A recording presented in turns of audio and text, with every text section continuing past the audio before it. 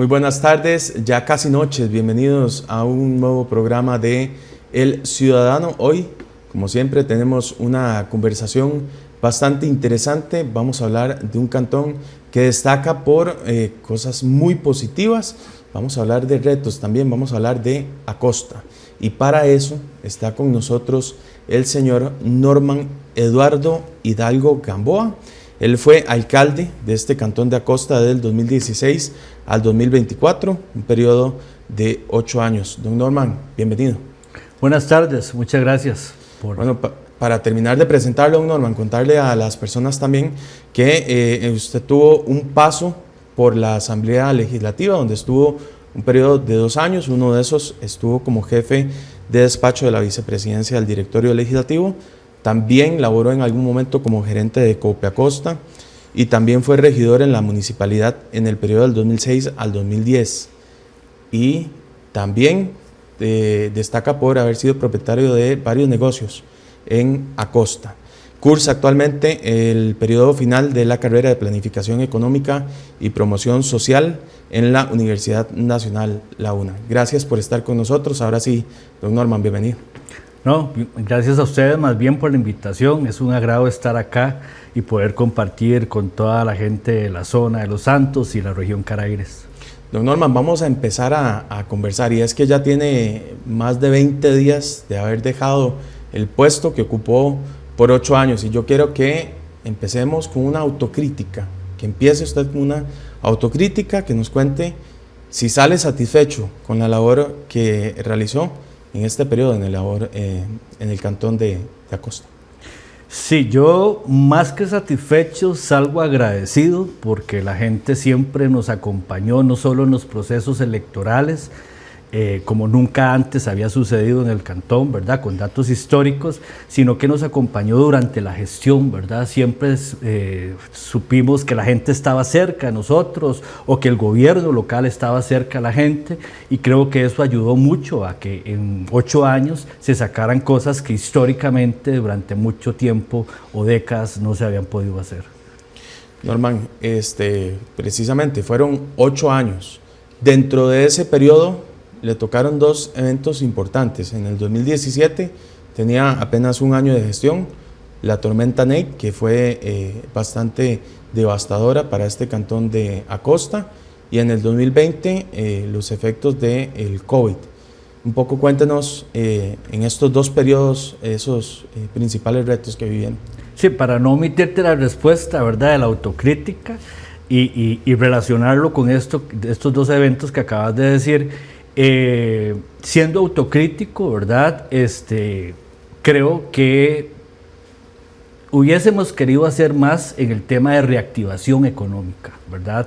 Porque Acosta siempre históricamente ha sido un cantón que ha estado en depresión económica, por más cerca que estemos del área metropolitana. Sin embargo, hicimos acciones importantes, ¿verdad?, para poder reactivar la economía. Sin embargo, estos 2 eventos, ¿verdad?, la tormenta Ney en el 2017 nos dio pérdidas por 10.000 millones de colones. Se podrá imaginar usted lo que es eso en caminos, escuelas, viviendas, cosechas, etcétera, ¿verdad? Y después el COVID, que era algo que no nos podíamos escapar, ¿verdad? Entonces fueron momentos difíciles en términos económicos para el planeta, para el cantón, ¿verdad? En el tema de la pandemia, y en la tormenta Ney para el cantón, muy fuerte, muy duro. Todavía ahora, al finalizar mi gestión, estábamos haciendo obras, ¿verdad?, de la tormenta Ney.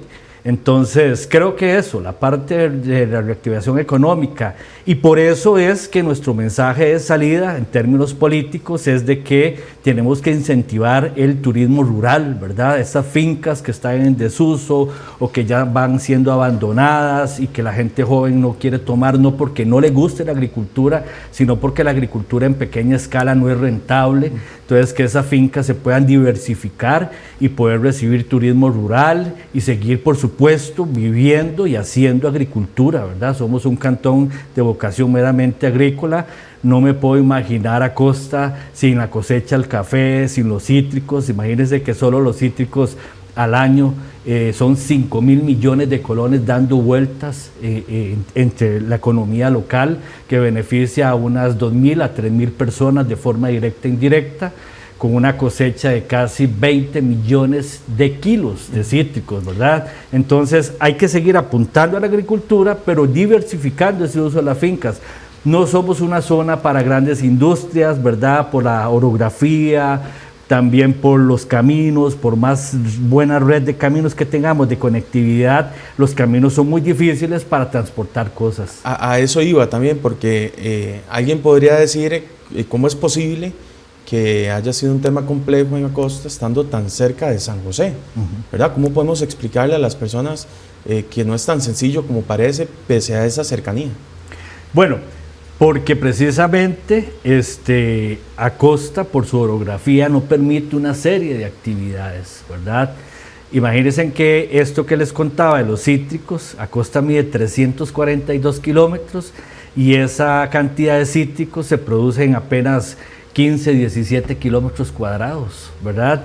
Entonces, ahora, con la pandemia nos dimos cuenta que en Acosta hay más gente haciendo teletrabajo, ¿verdad? Al parecer, en el transporte público, un 25% se redujo la cantidad de personas que viajan de Acosta al área metropolitana. Eso quiere decir que de alguna manera nos benefició porque es más gente haciendo teletrabajo en Acosta y por lo tanto hacen su economía y empieza a crecer la economía. Entonces debemos apostar también a ese tema, ¿verdad?, del teletrabajo, pero hay que tener mucho cuidado con el tema también de los nómadas, porque nos podemos dar cuenta que un pronto a otro estamos viviendo en un cantón que ya casi no es nuestro, que ya está pasando en otros lados, ¿verdad? Pero como digo yo, es socar tuerquitas por todo lado, una tuerquita aquí, otra tuerquita allá, para que nuestra economía vaya creciendo. Yo tengo fe en la gente joven, que en la pandemia nos enseñó mucho, ¿verdad?, a ser atrevidos de forma responsable, con negocios nuevos manejados por gente joven, liderados por gente joven, que nos demuestra que en Acosta es posible hacer cosas diferentes a las que siempre hemos hecho. ¿Por qué? Porque los acosteños salimos de Acosta a comprar otras cosas a otros cantones. Entonces tenemos que incentivar de que Acosta crezca económicamente. ¿Cómo? Aumentando la cantidad y la variedad de las actividades económicas. En términos municipales, de la experiencia que usted vivió y partiendo un poco de esa motivación a los jóvenes, ¿es accesible en términos de requisitos, de tramitologías para los jóvenes y para las personas en general? Sí, miren, en Acosta usted llega a la municipalidad con todos los requisitos y el mismo día se le puede dar la patente, prácticamente. Si usted llega con todos los requisitos, ¿verdad? Mucho el día siguiente, ¿verdad? Tenemos un departamento de patentes que quedó vigoroso, además con una funcionaria muy comprometida, y la gente puede dar fe de esto que estoy diciendo. También hay convenios, los principales por ejemplo, retos están, que asegura, que es financiada con proyectos socioproductivos. El IMAS le pide como requisito la patente, entonces la MUNI les da unos 6 meses o un año, dependiendo del caso, para que la persona funcione sin patente. Eso también es un beneficio para incentivar a la gente que esté en pobreza y que quiera ser productiva, que quiera ser exitosa. Incluso recientemente hubo una modificación a una ley, si no me equivoco, que tenía una serie de ventajas para sí, ese fue otro también de los trabajos que hicimos en incidencia política, modificar la ley de patentes de Acosta. Esta ley lo que vino fue eliminar un impuesto que había, el impuesto de los rótulos, que prácticamente si uno se ponía a cobrar eso, un montón de negocios cerraban. Entonces se eliminó eso y además las deudas que cualquier persona hubiese obtenido por ese impuesto. Y bajamos el impuesto a los alquileres, que en Acosta hay impuesto a los alquileres que era del 3% sobre todos los ingresos que usted recibe, a un 1%, ¿verdad? Entonces sí fueron ajustes que hicimos ahí, pensando en que todos hay que tributar. Y una de las cosas que me decía el fin de semana un señor en Bajo Pérez, me decía, es que usted socó con los impuestos, me dijo. Y yo le expliqué, no socamos con los impuestos, porque por si la MUNI no puede subir o bajar impuestos, eso lo hace la Asamblea Legislativa. Las tasas sí de los servicios, que se actualizan con los precios de los costos, ¿verdad? Pero en cuanto al tema de los impuestos, lo que hicimos fue arrimar a la gente que nunca había pagado en Acosta, ¿verdad? Que no siguieran pagando los que siempre habían pagado, ¿verdad? Sino arrimar a aquella gente que nunca había pagado. Y un buen ejemplo es el impuesto de bienes inmuebles, que nos sirvió para mucha infraestructura, para muchas cosas y gastos administrativos. Imagínense que en el 2015, el año anterior a que yo ingresé, se recaudaban 120 millones.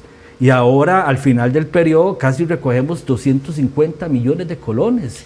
Sí, se trata de una gestión de cobro, entonces. Gestión de cobro, ¿verdad? Y arrimar a la gente. Y también pienso yo que cuando la gente ve las cosas, la gente va y paga. Norman, vamos a hablar de la municipalidad propiamente y de buenas prácticas. Usted ingresó en 2016, de ahí parten diferentes temas. Hablamos de la parte de proveeduría, por ejemplo, es una. También de la parte de comunicación. Se generó una página web que genera información que no existía, pero antes de hablar de ese tema, hablemos primero del tema de proveeduría. ¿Cómo era la gestión cuando usted ingresó y qué cambió a partir de lo que usted se encontró? Bueno, en pleno 2016, en pleno siglo XXI, ¿verdad?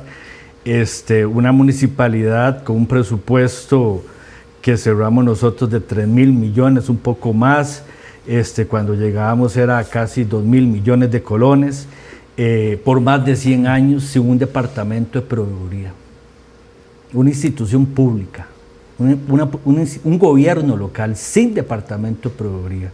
Y una de las primeras cosas que hice, dentro de las potestades que la ley me daba, fue nombrar como coordinadora de compras, que era lo que podía hacer en aquel momento, a mi ex vicealcaldesa, doña Marixa Calderón, que de profesión es contadora y además conocía de presupuestos públicos por los trabajos anteriores que ella había tenido.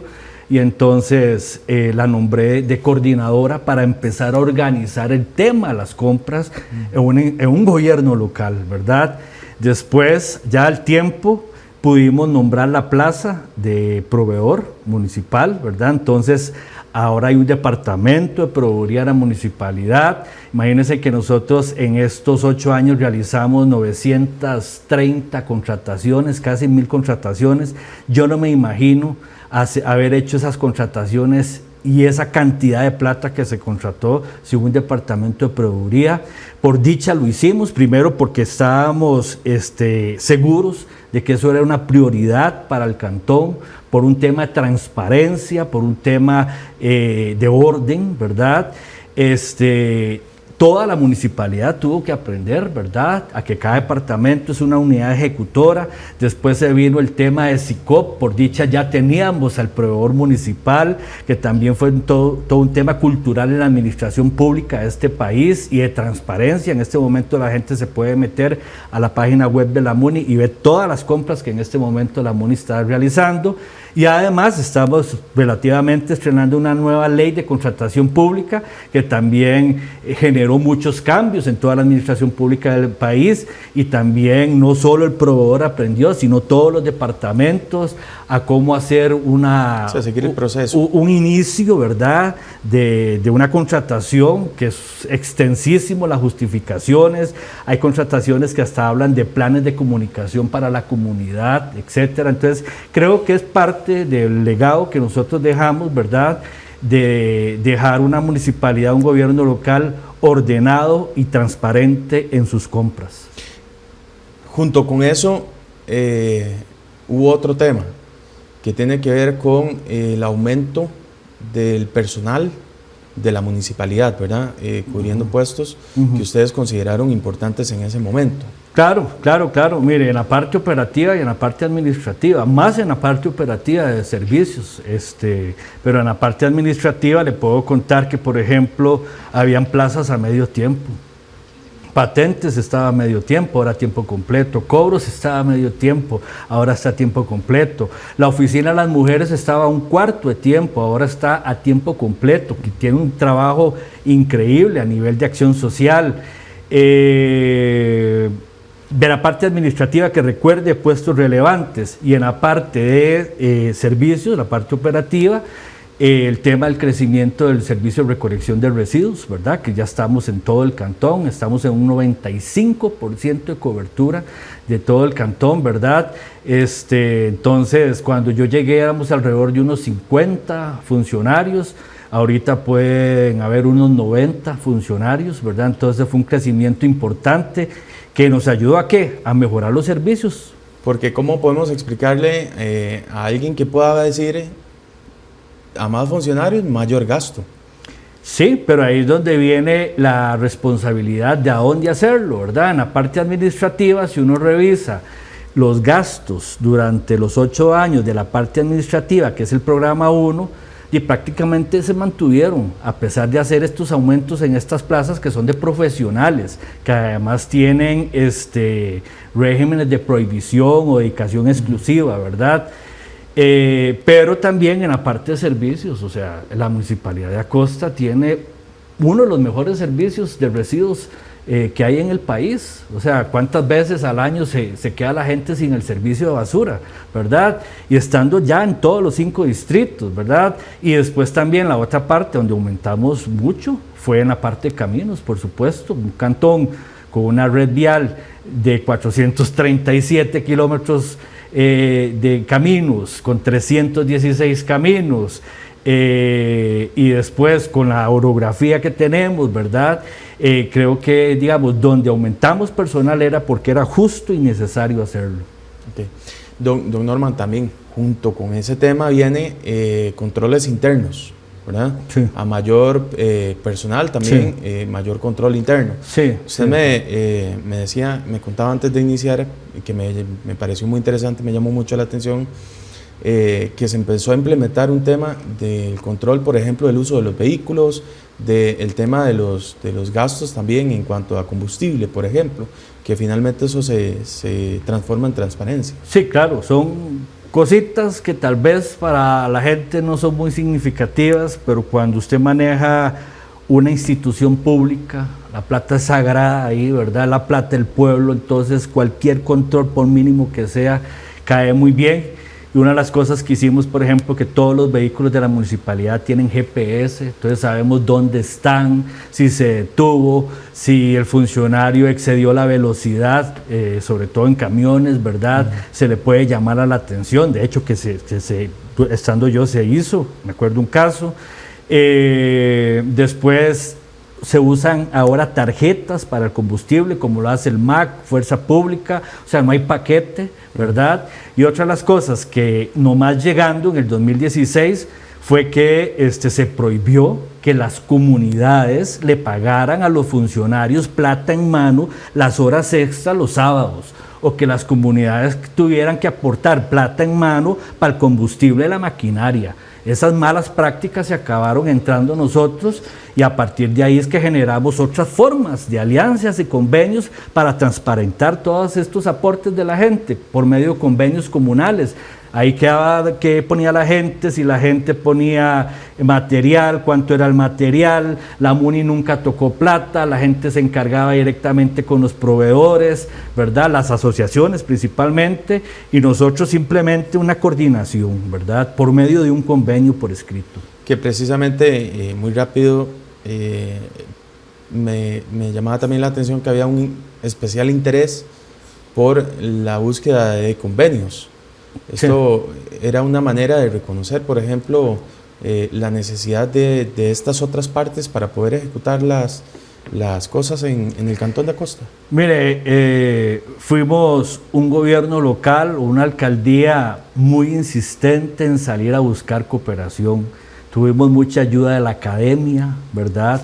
De la UNED, de la UCR, en temas en que no dábamos abasto con la gente nuestra, entonces con estudiantes, con la supervisión de profesores, se desarrollaron una serie de cosas, convenios de cooperación como por ejemplo con empresas, organizaciones importantes de la región como Copesantos, donde pudimos realizar varias cosas juntos, como la electrificación a Bajo Pérez, ¿verdad? Y otras cosas que también se hicieron. Los convenios con las comunidades, estos que les contaba, numerosos, una cantidad importante. Con las asadas también, por ejemplo. Con las asadas, por ejemplo, las asadas, sobre todo pequeñas o acueductos que todavía no estaban constituidos como asadas, por medio del impuesto de bienes inmuebles, dimos alrededor de casi 50 millones de colones en tuberías, en filtros, en medidores, en macromedidores, en todas las áreas que podíamos accionar, ¿verdad? Pero sí, este tema, las alianzas, fue algo muy importante. Gobiernos locales, rurales, como los nuestros, no pueden atenerse a su presupuesto. Y ahí es donde la gente a veces cree que solo se pueden hacer cosas con plata. No, hombres, nosotros demostramos una serie de cosas que se hicieron que no necesariamente había que buscar plata, sino simplemente aliados que tuvieran ciertos recursos, ¿verdad?, que no eran económicos, pero que podíamos hacer cosas. Don Norman, ya casi vamos a seguir conversando, vamos a hacer nuestra primera pausa comercial, los invitamos a que se queden con nosotros. Estamos con el señor Norman Hidalgo Gamboa, quien fue alcalde de Acosta en el periodo de 2016-2024. Quédese con nosotros en El Ciudadano, ya regresamos.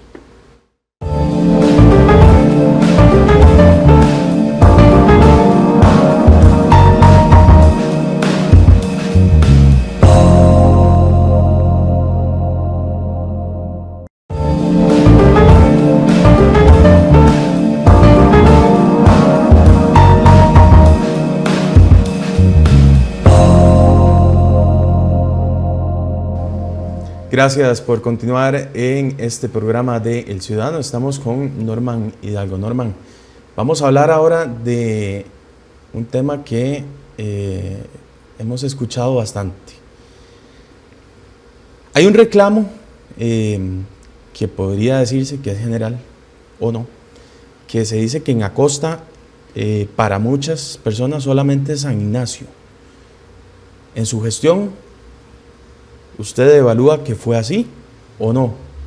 ¿Qué pasó con los otros distritos? ¿Qué pasó con Guaitil, con Palmichal, con Cangrejal y con Sabanillas?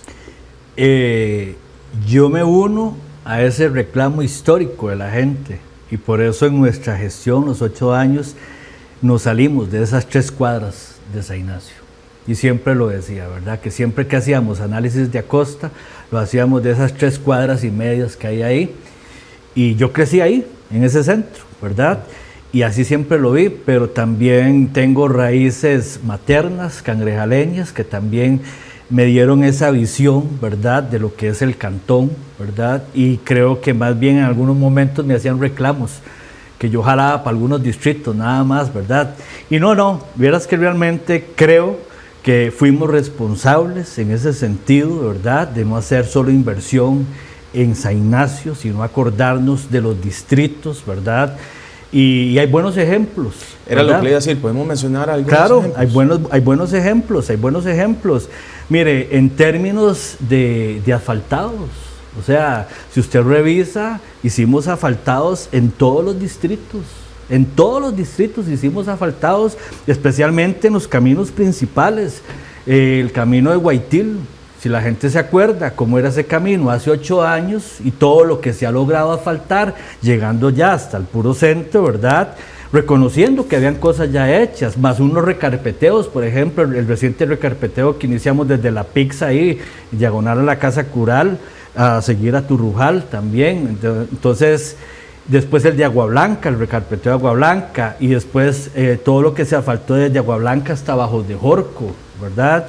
En Palmichal también, la calle Los Monjes, ahí por la fila, todo lo que está, la calle El Cementerio, toda la Pita, la hicimos en nuestra gestión. En Teruel hicimos asfaltos.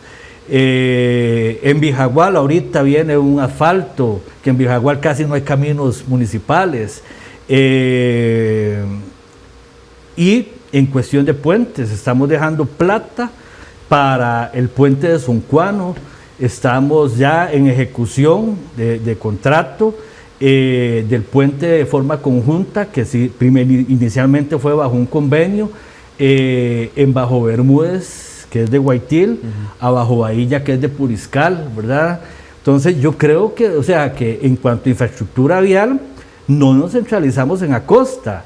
El tema de la basura, cuando llegamos en el 2016 se recogía apenas en una parte de San Ignacio, ni siquiera en San Ignacio completo. Estamos en todo el cantón, en los 5 distritos. O sea, siempre gobernamos pensando en la integralidad del cantón y dejar de ser centralistas, que es un problema que tiene este país desde la colonia, ¿verdad? Que todo es en el centro, ¿verdad? Entonces, y con programas sociales también, por ejemplo, la red de cuidado del adulto mayor, que fue un programa que trajimos en nuestro gobierno local, en nuestra administración, beneficia a 65 adultos mayores de los 5 distritos, ¿verdad? Entonces, creo que yo era de esos que me sumaba a ese reclamo histórico de que todo era en San Ignacio, y por dicha, por muchas experiencias que ya había tenido en la comunidad de participación, tenía esa visión de que Acosta es desde pegando con Punta Arenas hasta los cerros de Escazú, y yo creo que la gente sintió eso, desde cosas simbólicas como esta. Nosotros la Semana Cívica siempre se hace un acto cívico por día, y todos eran en el centro, en el parque Monseñor Zanabria.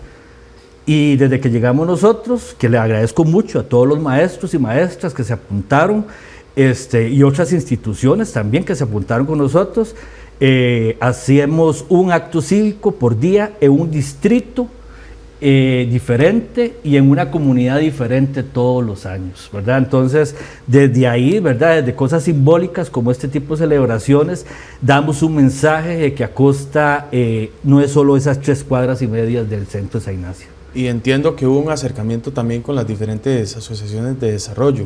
Por ejemplo, entiendo que en Guaitil también se realizó algún trabajo importante en el Salón Comunal, si no me equivoco. Sí, bueno, con las asociaciones de desarrollo firmamos convenios, que ahorita no preciso la cantidad, ¿verdad?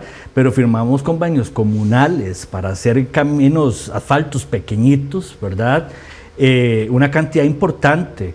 O convenios, por ejemplo, donde había una plaza que era propiedad de la municipalidad y la asociación la quería administrar, entonces llevamos el convenio al consejo, o al revés, que la plaza era de una asociación y había que invertir recursos municipales, firmábamos un convenio también.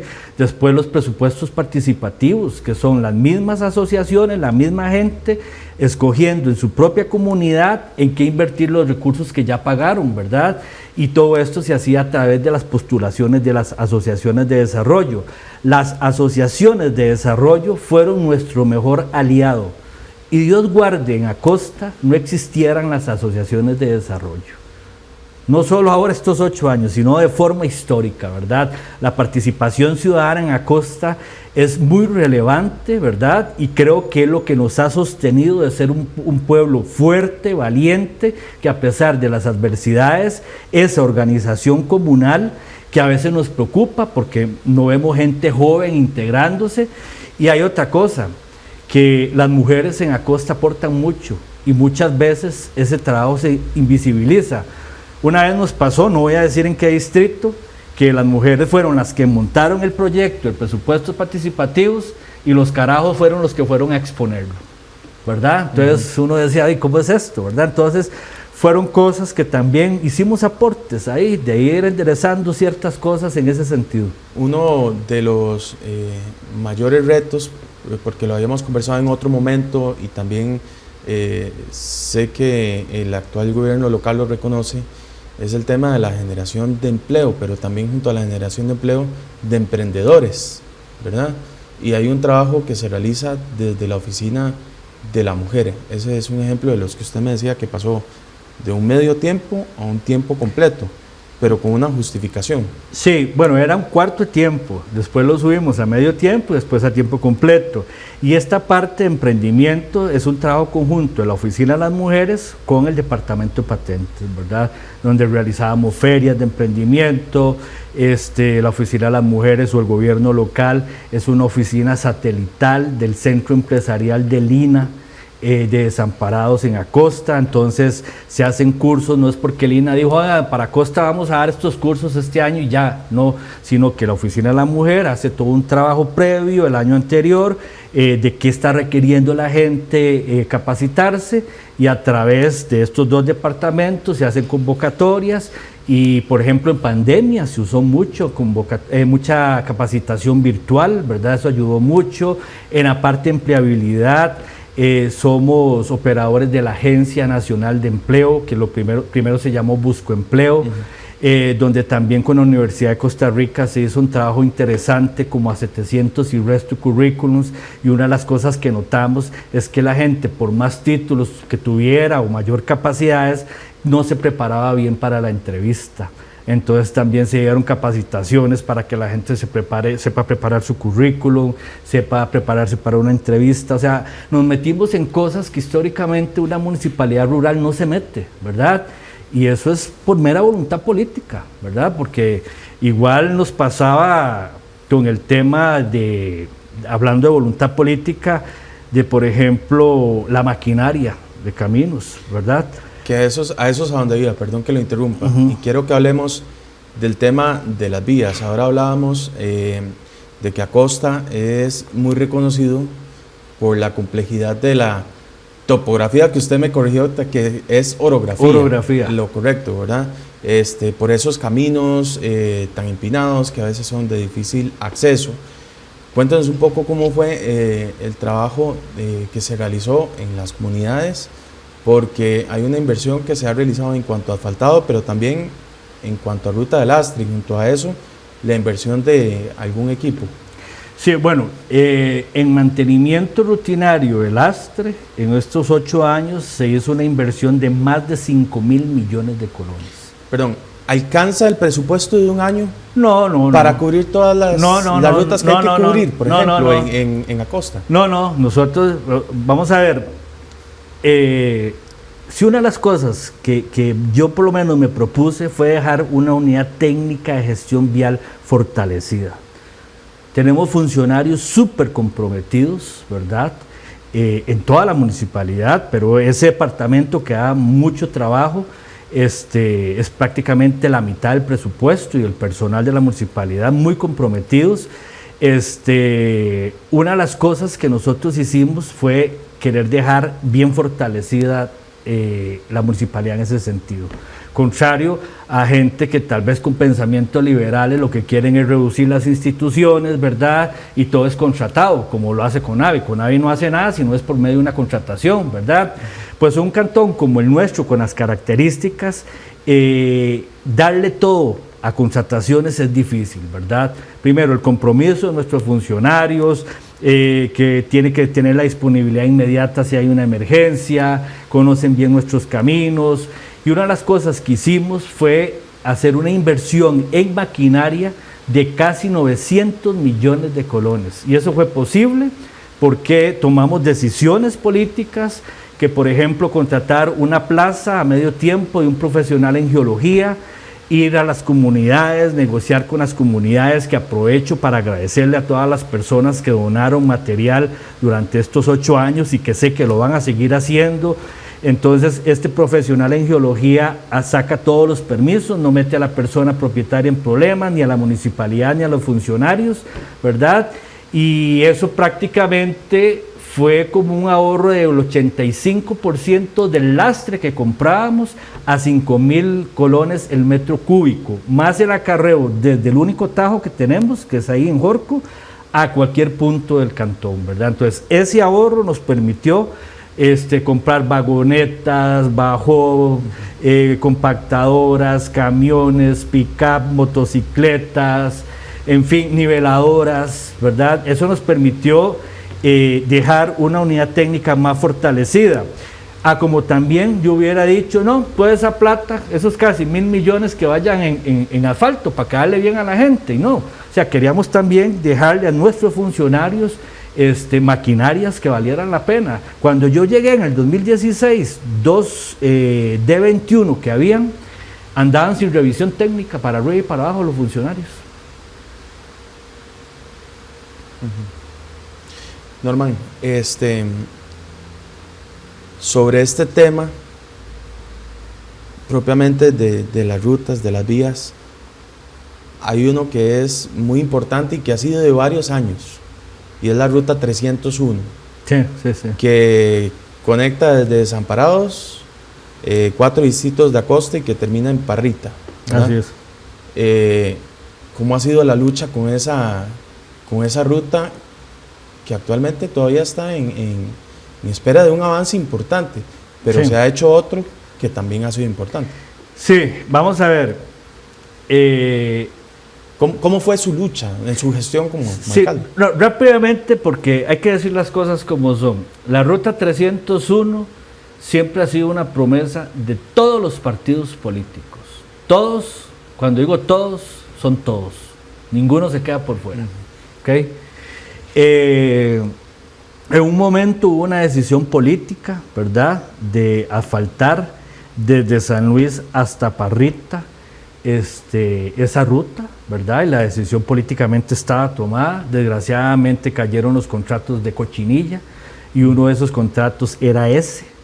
Entonces tuvieron que fenecerlos y aún así, en aquel momento, en medio de aquel burumbum, yo me fui para el gobierno, me hice acompañar de 2 personas muy honorables del cantón y me reuní con el ministro, llamé al presidente de la República de aquel entonces, le dije, hay que hacer algo porque Acosta se merece esa ruta y además hay una promesa, ¿verdad? Entonces, dentro de las capacidades que se tenían en aquel momento por parte del ministro y la coordinación con el presidente de la República en su momento, es que por primera vez se sacó una licitación para el sello asfáltico que todos conocemos, que en este momento tiene orden de inicio, pero por cuestiones técnicas está suspendida porque MOB primero tiene que preparar la calzada, que es lo que está haciendo en este momento, que están trabajando como locos, sábado, domingo, de noche, de día, nunca los había visto así,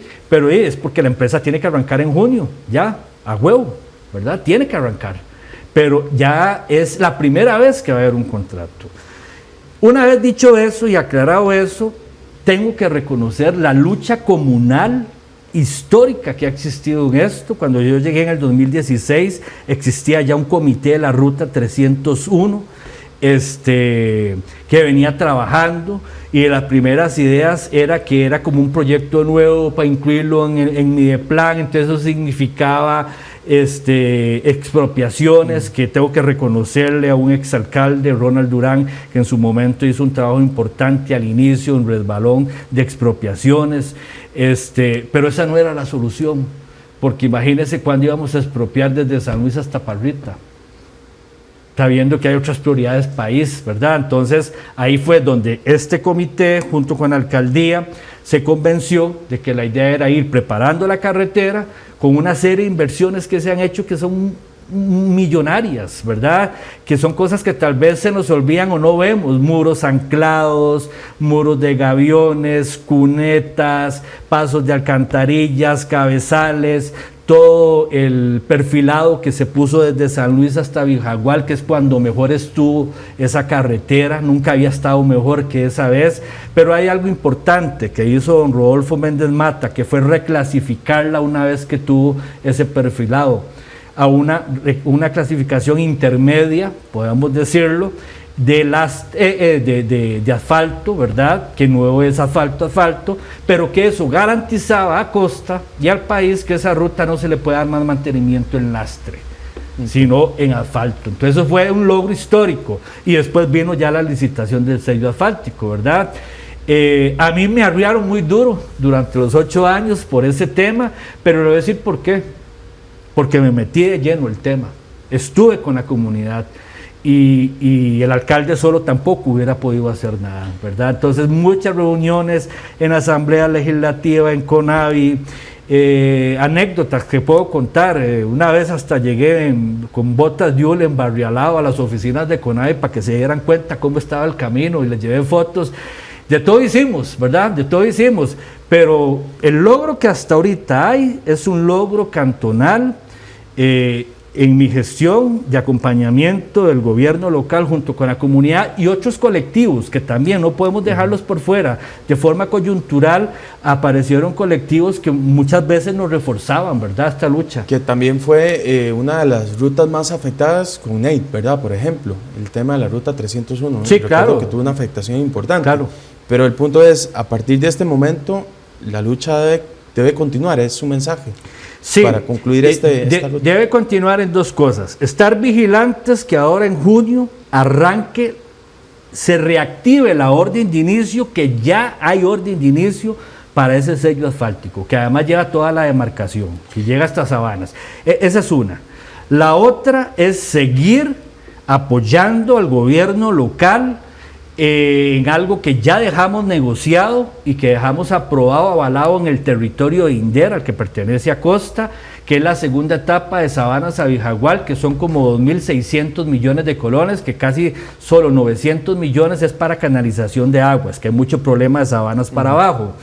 Y lo otro son 3 muros importantes que están metidos en el crédito que aprobó la Asamblea Legislativa hace poco al gobierno, y que no veo, está ahí como parado, ¿verdad? Que es el muro de Caspirola, el muro de Salitral y un muro en Sabanas, ¿verdad? Esa es la lucha que hay que seguir ahorita. Ahí es importante también, y ya para finalizar este bloque, Norman, que esta ruta es sumamente importante porque es una conexión, pero también daría mucha visibilidad a comunidades y finalmente esto se termina ligando con el tema de activación económica de alguna manera.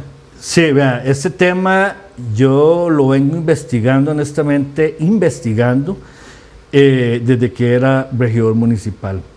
En el 2010, en el 2005, 2006, por ahí le pregunté a Alice, porque no sé si usted sabe que ahí pasa un cable submarino, ¿verdad? Que sale desde San Pedro, pasa todo de Zapa, se viene toda la ruta 209, agarra la 301 y sale el cable submarino a Esterillos, que nos comunica la internet hacia Asia, América del Norte, América del Sur.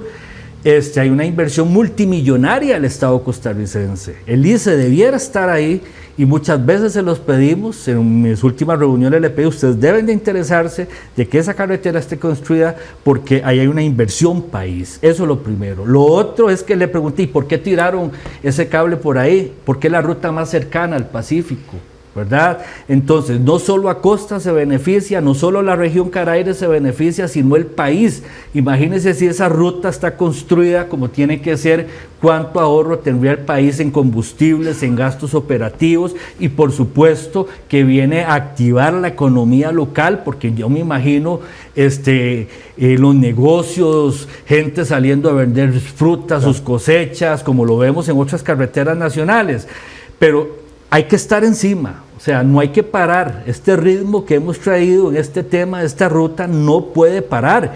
Y mi petición, de forma humilde y transparente, es decirle a la comunidad que siga apoyando al gobierno local y a este comité en esta lucha histórica. Ahí veíamos precisamente una de esas muestras, la evidencia de esa fibra, ¿verdad? Sí. Norman, vamos a hacer una nueva pausa comercial. A ustedes, quédense con nosotros, ya regresamos con más de El Ciudadano.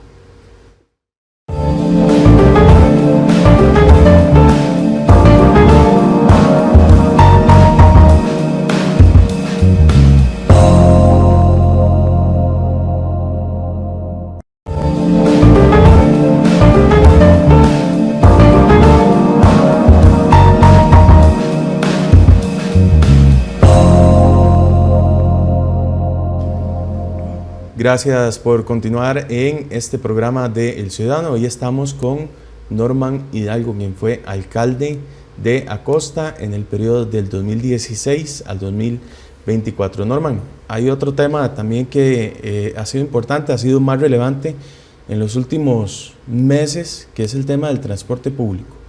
Actualmente las comunidades, transporte público interno hacia el centro de San Ignacio, actualmente no hay ninguna concesión activa. No, mire, eso fue algo muy doloroso que ya los empresarios lo venían haciendo ver, ¿verdad? Desde antes de la pandemia, pero la pandemia empujó lamentablemente a que ellos tuvieran que devolver las rutas. Yo me conversé con cada uno de ellos y realmente la situación era difícil en términos financieros, era insostenible ya, ¿verdad? Sí. ¿Por qué? Porque son rutas de no muchos pasajeros, particularmente la de Sabanillas tiene mucho adulto mayor y entonces por el tema que no pagan, ¿verdad? Era insostenible. Sabanillas era Hermes Godínez. De un Hermes, ¿verdad? Sí. Y igual la gente de Ivo, o sea, ya me decían, Norman, no podemos sostener, hay mucho pirata, adelante nos vienen recogiendo la gente, después hay que pagar canon de esto, la caja, patentes, esto, el otro, todo, revisión técnica 2 veces al año, nos exigen los buses de tanto, y las tarifas no nos dan para eso, ¿verdad? Algo muy preocupante, ¿verdad? Nosotros lo que hicimos fue, yo me reuní con el director del Consejo de Transporte Público, con don Freddy Carvajal, y nos comprometimos a hacer una encuesta, que al menos la dejé hecha, espero que esta nueva administración, y sé que estoy seguro que van a seguir el tema, desde la Oficina de las Mujeres nos apoyaron en ese sentido, para ver la necesidad real mediante esa encuesta de los servicios, porque pareciera, desgraciadamente, ¿verdad?, de que eso es atractivo para un solo empresario, porque entonces tiene los mismos gastos operativos en muchas cosas, ¿verdad? Qué sé yo, un mecánico para que le vea los buses, todos los buses, y no solo los de su línea, sino de varias rutas.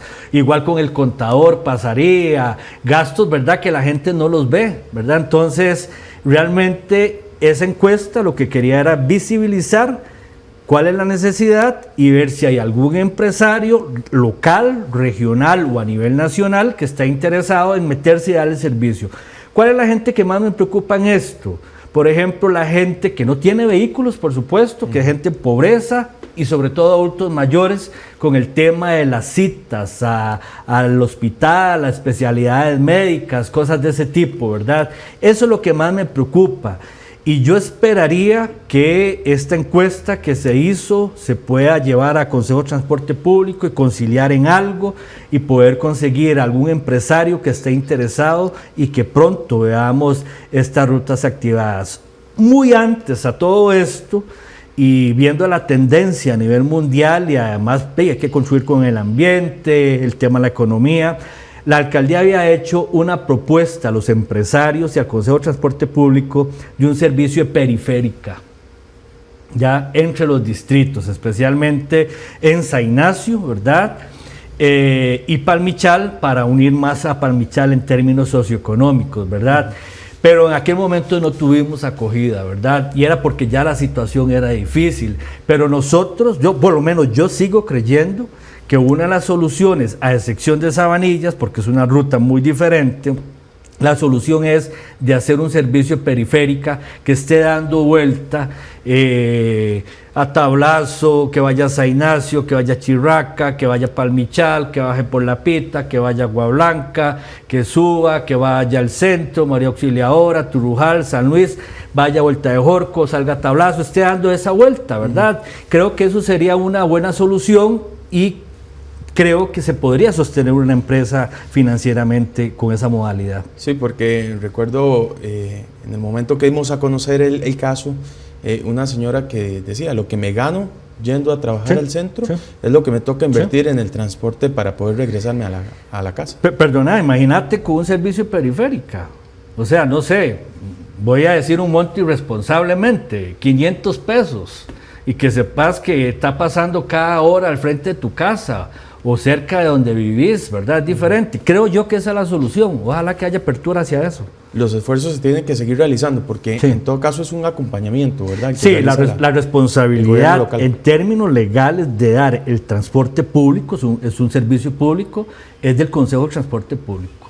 Por eso es que en primera instancia fuimos a decirle al Consejo de Transporte Público, haga algo. Ellos nos dijeron, colabórenos con una encuesta, la encuesta ya está. Don Norman, con el tema del transporte público y con el trabajo que usted nos menciona se ha realizado en las principales vías está el del turismo, que fue un tema que por lo menos tuvo mucha fuerza en el cierre de su gestión como alcalde de Acosta. ¿Cómo podemos evaluar la accesibilidad en términos de turismo actualmente en Acosta? Vamos a ver, es una actividad incipiente, ¿verdad? Si bien es cierto, ya existen proyectos que tienen larga data, ¿verdad? Como Paraíso del Río, el balneario El Valle Encantado, negocios que ya eran históricos, ¿verdad? Hay gente pionera en esto. En los últimos tiempos y la pandemia pareció que también ayudó un poco a la gente a reinventarse. Empezó el tema del turismo y lo que estamos haciendo, lo que hicimos nosotros fue empezar a acompañar a estos negocios incipientes, ¿verdad? Y por ejemplo acercarlos a la Cámara Nacional de Turismo, donde a través de ellos podían obtener créditos en condiciones muy blandas, muy distintas a ir a sacar un crédito personal o comercial normal, cosas de ese tipo, ¿verdad? Pero sobre todo también el tema de capacitación, ¿verdad? De cómo mercadear, cómo visibilizarse, pero más que caerles encima, ¿verdad? Lo que estábamos haciendo era arrimándolos y motivándolos y que espero que eso siga. Y que Acosta firmó también un convenio con el ICT. Cuéntanos un poquito de esa firma. Nosotros lo que hicimos fuimos el segundo cantón correcto en el país en afiliarse a la Cámara Nacional de la Turismo. Afiliación, exacto. Entonces, ¿eso qué nos va a permitir? De que Acosta aparezca en el mapa turístico nacional, ¿ya? Pero ese trabajo lo dejamos arrancado, ¿verdad? Okay. Hay que seguirlo, hay que meterle gas a eso. Educación universitaria. Hablemos muy rápidamente de eso. ¿Existió en algún momento la intención de que el Instituto Nacional de Aprendizaje llegue a Acosta? Actualmente el único centro educativo de nivel universitario, por ejemplo, es la UNED. Sí. Y al final eso de alguna manera genera que la gente tenga que salir de Acosta y finalmente también pues de alguna manera que los obligue a buscar sus empleos fuera del cantón. Sí, vamos a ver, digamos, uno como gobierno local no puede disponer o decidir políticas públicas nacionales, ¿verdad? El INAH en cada administración tendrá sus objetivos de expandirse a qué zonas o qué no, pero también nosotros hay que golpear la mesa y una de las cosas que hicimos fue eso, golpear la mesa en el buen sentido de que en los últimos años el INAH ha venido dando capacitaciones que la misma gente nos ha pedido, ¿verdad? Yo no sé si la solución es de que el INAH tenga sede en Acosta, pero sí que dé cursos, ¿me entiendes? Sí que dé cursos y que dé los cursos necesarios que la gente ocupa. Hay instalaciones que se pueden utilizar, pero un buen ejemplo de algo que contribuyó el gobierno local en nuestra administración fue la donación del terreno a la UNED para tener un centro universitario con todas las de ley, que la última conversación que tuve con el rector es que es una inversión de casi 4.000 millones de colones.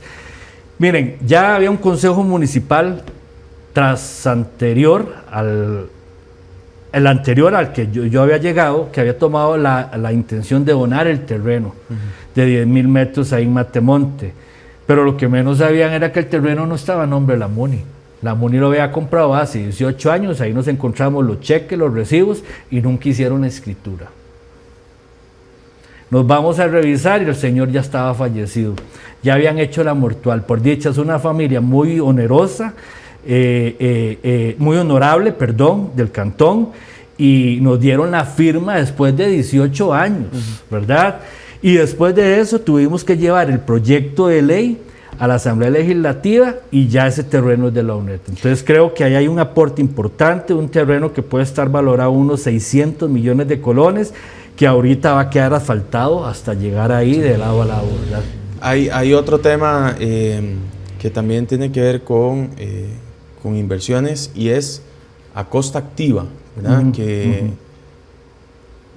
ha sido relativamente polémico, ¿verdad? Ha tenido sus momentos, podríamos decirlo, de aceptación, de rechazo.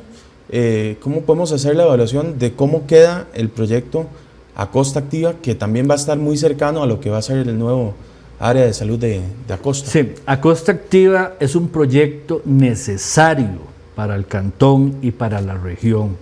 Tenemos 35 canchas de fútbol en todo el cantón. El Consejo Municipal, que es es el único que tiene la potestad de decidir qué hacer con las propiedades. En su momento, un Consejo Municipal donde habían 4 partidos políticos, el PAC, Frente Amplio, Liberación y la Unidad Social Cristiana, tomó la decisión de diversificar el uso de esa plaza, ¿verdad?, para lo que es el proyecto Acosta Activa, que todo el mundo ya conoce. Ahora, hay empresa contratada, hay orden de inicio. Lo único que sucedió al yo ya salir de la administración es que la misma municipalidad le pidió a la empresa que hiciera unos ajustes en los planos porque no nos calzaban unas cosas. Entonces son cosas meramente técnicas. El proyecto va. No de legalidad, sino técnicas, pero hay orden de inicio. O sea, hay una empresa contratada por INBU, financiada por Bambi, con orden de inicio, y lo único que, hasta mi último entender, es la empresa hacía esos ajustes y sigue el proyecto, ¿verdad? O sea, hasta un recurso de amparo metieron, fue lo último que se utilizó, y la Sala Cuarta les dijo, no, miren, aquí no se está desvirtuando el uso del terreno, que era lo que reclamaba la gente, sino lo que se está haciendo es diversificando. Y el otro proyecto que viene ahí para Turrujal es el de la clínica. Que va a estar muy cerca, además. Que van a estar cerquísima, ¿verdad? Que es un proyecto bueno, este parque cuesta 800 millones. Ahí va a poder estar el Cinen, la banda. O sea, es para todo mundo, ¿verdad? No es para un cierto grupo, no para una sola disciplina y no solo para hombres, sino va a ser un lugar para todas las generaciones y para todos los géneros. Y la clínica, que fue un proyecto que nació en el 2004, me tocó a mí en aquel momento ser presidente de la Junta de Salud y dentro de las prioridades fijamos un terreno. Fue una negociación muy difícil, pero que le agradezco a la gente que estuvo en aquel momento en la Junta Administrativa del CTP de Acosta, que accedieron y al final donaron creo que 13,000 metros. Y hoy ya es una realidad, tiene orden de inicio. En este momento está en la etapa de diseño, ¿verdad? Y prácticamente después de esos planos. Y la idea es que se empiece a construir este año para que a finales del año entrante, la clínica ya pueda estar casi que en funcionamiento. Aquí ha habido un trabajo histórico de todas las juntas de salud, desde la que empezamos en el 2004, todas las que han estado, funcionarios locales, funcionarios a nivel gerencial. Yo tengo que agradecerle también a 2 expresidentes de la República que siempre nos apoyaron con ese tema, la clínica, que es a don Carlos Alvarado y a don Guillermo Solís, también que siempre estuvieron presentes, y a don Carlos con la 301, que fue una decisión política sacar esa licitación del sello asfáltico, ¿verdad? Lo que pasa es que la administración pública de este país, yo estuve 8 años ahí como administrador público, pero los tiempos de la administración pública en este país son un caos, ¿verdad? Aquí usted saca una cosa y cuando ya la tiene lista se le venció otra. La burocracia. ¿Verdad? O alguien sale con un criterio o de ahí van 2 medios, ¿verdad? Norman, se nos está yendo ya el tiempo, estamos ya en el final y quiero hacerle 2 preguntas rápidamente. La primera, que me cuente si considera que le faltó algo por hacer en estos 8 años que estuvo al frente del gobierno local de Acosta. Mire, para el hambre que yo tenía de hacer cosas, ¿verdad? Por supuesto, que uno quisiera haber hecho más cosas, ¿verdad? Pero creo que hicimos cosas a lo interno que tal vez no se visibilizan mucho, que eso ayudan a fortalecer institucionalmente, ¿verdad? Hicimos cosas afuera, infraestructura, que la gente lo vio, pero ¿qué tal vez me hizo falta? Lo que le dije ahora al inicio, tal vez que no tuviéramos NEI, que no hubiéramos tenido COVID para que el cantón hubiese crecido económicamente más. Sin embargo, yo veo que hay un crecimiento importante en eso. ¿De sí o de no? ¿Sale contento con su gestión? Sí. Ok. La última pregunta, ya ahora sí. ¿Qué mensaje le da a don Nelson Umaña, que es la persona que asumió ahora el gobierno local de Acosta, la alcaldía en Acosta? ¿qué mensaje le da a don Nelson? Bueno, de forma muy respetuosa, como ciudadano acosteño, le pido a don Nelson que siga fortaleciendo las cosas buenas que hicimos en estos 8 años. Por supuesto que él tendrá su agenda también, ¿verdad? Pero que no pierda esa cercanía del gobierno local con las comunidades. Creo que ese fue el éxito que nosotros tuvimos en estas 2 administraciones, esa cercanía con la comunidad en todo momento, y hay momentos en los que uno tiene que saber decir no, ¿verdad? Dolorosamente, a como hay momentos en que nada más es de agarrarse las manos con la comunidad y salir adelante, ¿verdad? En esos términos, ¿está dispuesto a apoyar en caso de que sea necesario? Mire, yo siempre estaré dispuesto a ayudar a Acosta, siempre. Norman, muchas gracias. No, gracias a ustedes, y siempre es muy grato dirigirme a la gente de Acosta. Conversábamos con el señor Norman Eduardo Hidalgo Gamboa, quien fue alcalde de Acosta del 2016 al 2024, dejó su puesto hace más de 20 días ya. Gracias a ustedes por acompañarnos en El Ciudadano. Nosotros nos vemos en un nuevo programa el próximo jueves al ser las 6:30 de la tarde. Que tengan ustedes muy buena noche.